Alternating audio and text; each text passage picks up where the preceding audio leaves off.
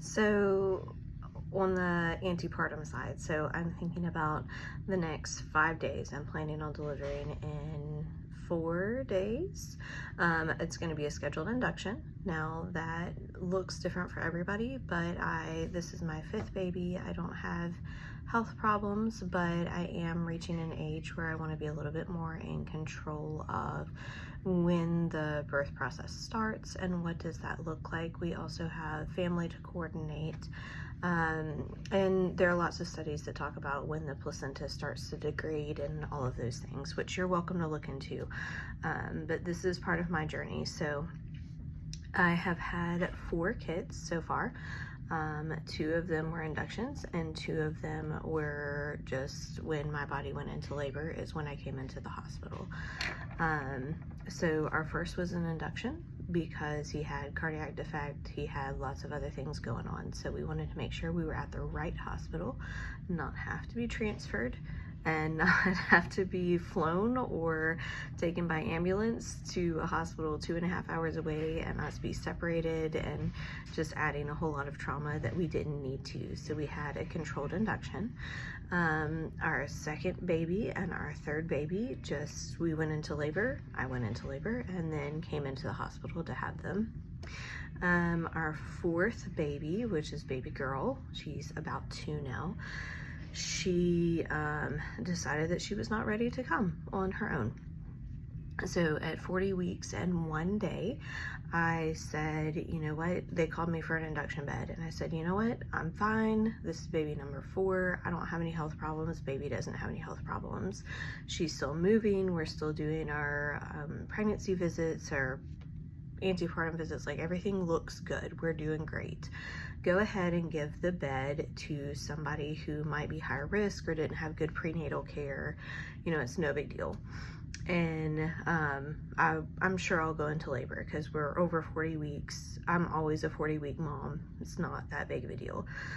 And at 40 weeks and 5 days, I had to call my physician and call labor and delivery and say, please put me back on the induction list, because I don't want to go over that 41-week mark where we start having not great outcomes and the placenta starts doing not great things. Again, I'm not a medical provider. Please feel free to look it up. Ask your L&D, ask your OB, ask somebody who lives in that world and does the research. But for me, going over 41 weeks is not an option. So I called back and we got induced on 40 weeks and 6 days. So it actually was a really great experience, but it took a very, very long time in my mind. So we started at about 3:30 a.m. and I had my baby girl about 10:30 p.m. So it was a very long process. I did choose to get an epidural pretty early in the process, just because that was my choice and that was safest for me and best for me. So there's debate about whether that makes things take longer or makes things shorter. I don't know, because I can't replicate the exact same experience with an epidural and without an epidural, but I knew that I had a great experience. I loved my labor and delivery nurses. They were fantastic. We went through 2 different shifts with them, and then 3 different shifts. Oh my goodness. But everybody was great, and I felt very respected and cared for. And we almost had a nurse catch, which was kind of fun, because the physician that was delivering for me had to run into emergency C-sections, so they were calling out for another physician and they were tied up in other rooms. Anyway, we had a physician come in and help deliver, so it was great. But it's just one of those funny things that happen sometimes. Sometimes everybody is ready right at the same moment, and that's where you are. And the nurses would have done fantastic. But so now we're thinking about, like, how is this 5th one gonna go? And we decided to do an elective induction at 40 weeks. It's actually 39 weeks and 4 days. And that's gonna be really good for our journey.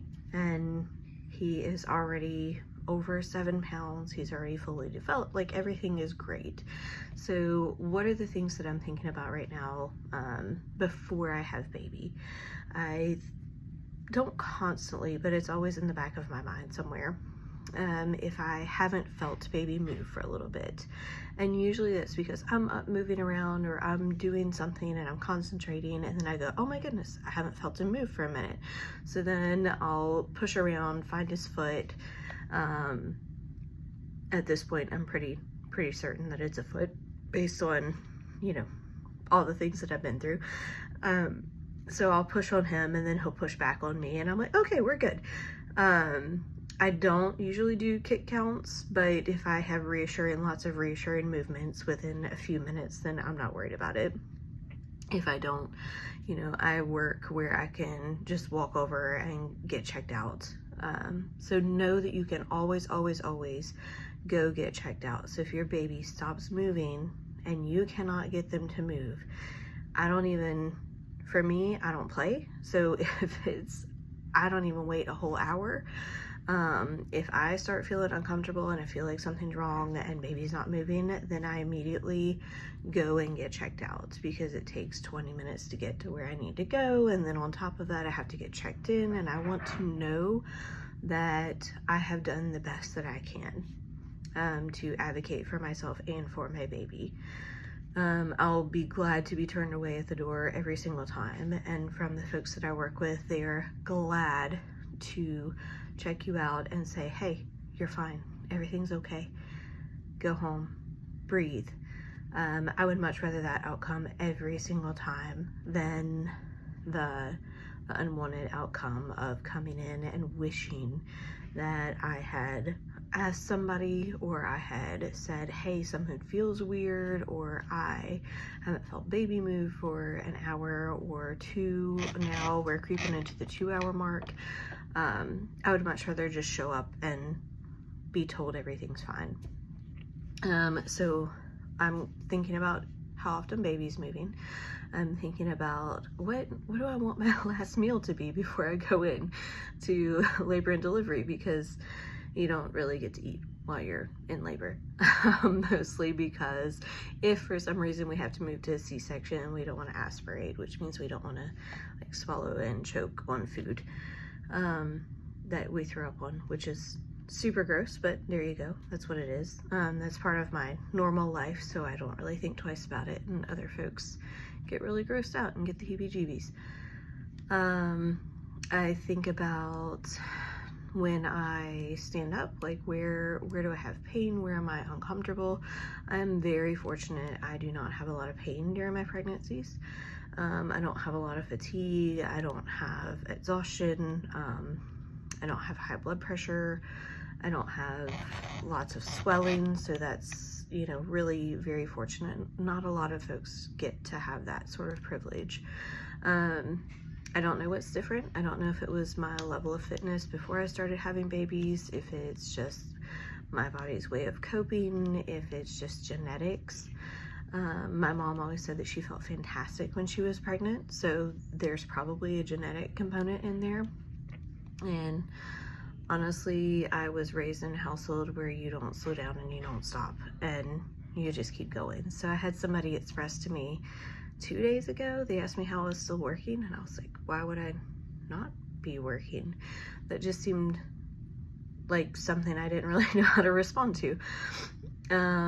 But good for women who have the opportunity or the privilege not to work, and they can take a few days off, you know, before they have their baby. That's great. That's just not my journey, and that's okay. So if you're a mom who works all the way up until you have your baby, you're in good company. And if you're a mom who doesn't work all the way up till you have your baby, you're also in good company. It's just not my company. So some of the other things that I'm thinking about is bills that will need to be paid while I'm off on maternity leave.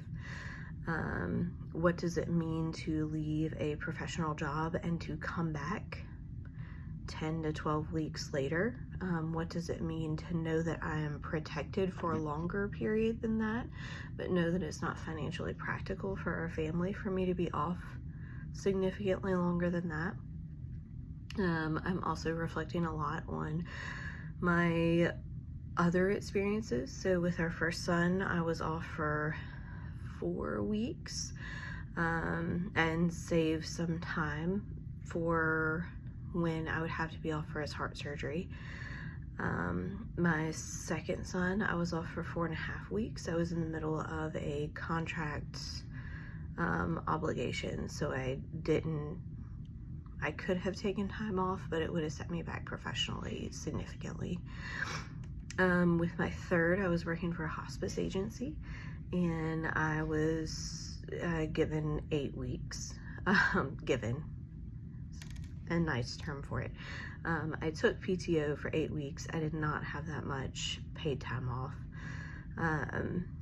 And so that ended up looking like me taking short-term disability for 6 weeks, which is 60% pay, or it was at the time, and then just hoping that we had enough savings to make it through the rest of the time. So there wasn't a lot of privilege there. And then with our fourth, I took 10.5 weeks off. Not truly off because I was working part of that time. So, you know, for me, I think what is really healthy is to be able to be off at least 10 weeks. That helps set up, you know, a breastfeeding pumping schedule, that helps set up being connected and bonded with my baby instead of immediately, as soon as possible, handing off to daycare. But also I recognize that that was my journey several of the times, and not every journey looks the same, and that's okay. There are still moments that I feel less connected to a couple of our kids, just based on how difficult their babyhood was and their initial like coming into the world, and what did that look like, and navigating my own feelings of disconnection and learning how to be a mom, learning how to be a parent, when that isn't something that came natural. It isn't something that when I was a little kid that I dreamed of being a mom. Like, I love being a mom, but I didn't grow up thinking that I was gonna have children. I didn't grow up thinking that I was gonna get married. I just grew up thinking, I'm gonna go do what I need to do in this world, and if things happen, great. But I can't recall a time that I ever played dress up wedding or, you know, carried a baby doll around. I'm sure I probably did when I was little, but that wasn't ingrained in my culture growing up. Probably some of that has to do with having a male sibling and no females around to play with, but I'm not really sure. But it just wasn't something that was highly valued. It wasn't disvalued, but it just wasn't part of our world growing up.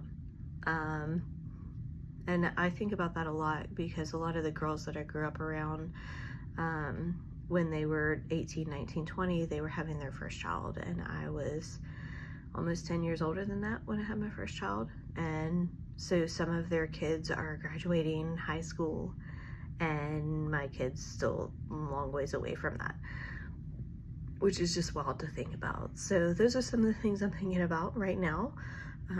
Do I want an epidural? Do I not? Do I want to, how much time do I want to take off? Is baby moving? How often is baby moving? Where do I have pain? Where do I have discomfort? Is everything okay? Am I having significant changes? Like, am I having swelling in places that I haven't before? Or did I have these really kind of wild spots on my hands right now, which I would show you, but you can't see.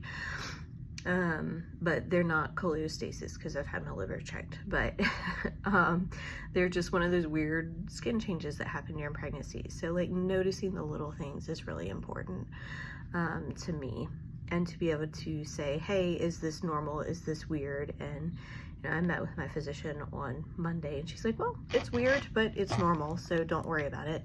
I said, okay, well, as long as you know that.